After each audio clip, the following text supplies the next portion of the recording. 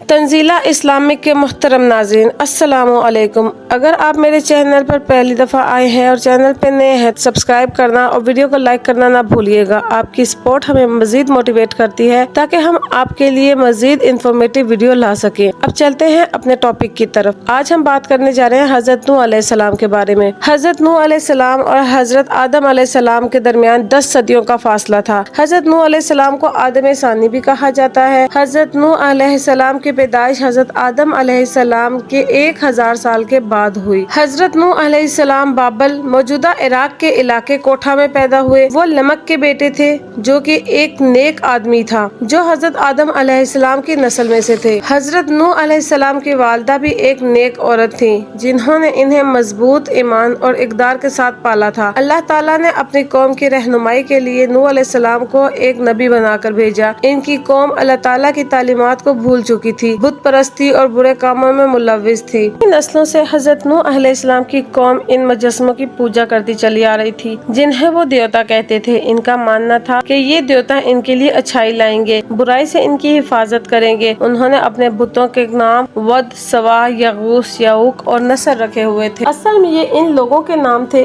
जो इनके दरमियान रहते थे। इनकी मौत के बाद इनकी यादों को जिंदा रखने के लिए इनके मुजस्समे लगाए गए थे। ताहम कुछ अरसे के बाद लोग इन मूर्तियों की पूजा करने लगे। बाद की नस्लों को ये भी मालूम नहीं था कि इन्हें क्यों खड़ा किया गया है। वो सिर्फ ये जानते थे कि इनके वालिदैन ने इनसे दुआ की थी। ये ऐसे नेक और सालेह लोग थे जो आदम और नूह अलैहिस्सलाम के दरमियान के जमाने में रहते थे और जो इनके पैरोकार थे वो इन्हें नमूना समझते थे। इनके मरने के बाद इनके दोस्त जो इनकी तकलीद करते थे कहने लगे, अगर हम इनके मुजस्समे बनाएं तो ये हमें अपनी इबादत में ज्यादा पसंद आएंगे और हमें इनकी याद दिलाएंगे। चनाचा उन्होंने इनके मुजस्समे बनाए और इनके मरने के बाद इसने इनके जहनों में ये कहा कि ये तुम्हारे आबा व अजदाद की इबादत करते थे और इसी इबादत से इन पर रहमतें और बरकतें नाजिल होती थी। चनाचा उन्होंने इनकी इबादत करनी शुरू कर दी। अल्लाह ताला ने हजरत नूह अलैहिस्सलाम को ये हुक्म दिया कि वो अपनी कौम को एक खुदा और एक अल्लाह की इबादत की तरफ लेके आए और अपने गुनाहों को छोड़ने की तलकीन करें। उन्होंने 950 साल तक अपने लोगों को तबलीग की, उन्हें इनके अमाल के नताइज से खबरदार किया और उन्हें एक खुदा की इबादत की तरफ लौटने की दावत दी। इनकी अनथिक कोशिशों के बावजूद सिर्फ चंद ही लोग, ज्यादातर कहा जाता है कि 80 लोग जो है वो इन पर ईमान लेके आए थे। वो भी वहाँ का जो कमजोर तरीन और गरीब तरीन तबका था वो लोग, जिनमें इनकी बीवी, इनके 3 बेटे शमीम, हाम और या और उनके पैरोकारों का एक छोटा सा ग्रोह शामिल था। बाकी कबीले ने इनका मजाक उड़ाया और इन्हें जटलाया और इनका कुफ्र और शरारत बढ़ता रहा। जब उनकी सरकशी हद से ज्यादा बढ़ गई तो अल्लाह ताला ने नूह अलैहिस्सलाम को एक कश्ती बनाने का हुक्म दिया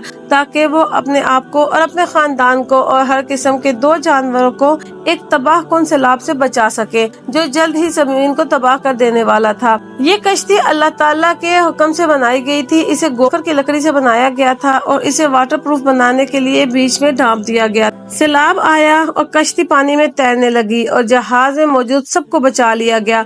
सैलाब ने पूरी जमीन को तबाह कर दिया सिवाय कश्ती और इसके मकीनों के। सैलाब का पानी 150 दिन तक भरता रहा और फिर कम होता गया और कश्ती जुदी के पहाड़ के ऊपर टिक गई। हजरत नूह अलैहिस्सलाम ने एक कबूतर, एक कव्वे और एक निगल को इस बात का तायुन करने के लिए भेजा कि देखा जाए कि जमीन का पानी खत्म हो गया है या अभी मौजूद है।